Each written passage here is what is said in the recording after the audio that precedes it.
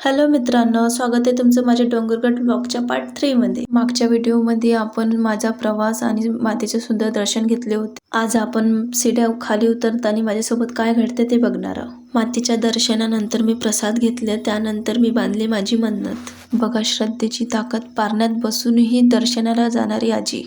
हा बंदर दादा तर माहित नाही कोणाची इथे वाट बघत होता किती वेळचा। आता सीड्या उतरण्याची वेळ आली होती। खूप लांब आणि दमवणारा प्रवास होता, पण श्रद्धेमुळे पूर्ण थकवा नाहीसा झाला। सीड्या उतरताना आजूबाजूचा नजारा खूपच सुंदर होता, म्हणून आम्ही थोडं थांबून फोटो आणि व्हिडिओ काढून घेतले। खरंच पण डोंगरगडचा हा नजारा कॅमेऱ्यामध्ये कैद केला असला तरी प्रत्यक्ष अनुभव हा खूप वेगळा असतो। आता आम्हाला लागली होती भूक, म्हणून आम्ही भेल खाऊन घेतली। आता आम्ही आमच्या घरच्यांसाठी आणि स्वतःसाठी थोडी शॉपिंग करून घेतली।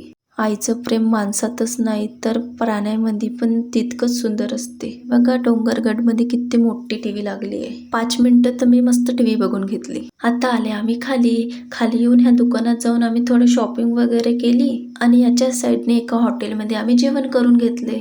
निघालो मग आम्ही आमच्या घराकडे। संपला मग माझा डोंगरगडचा प्रवास।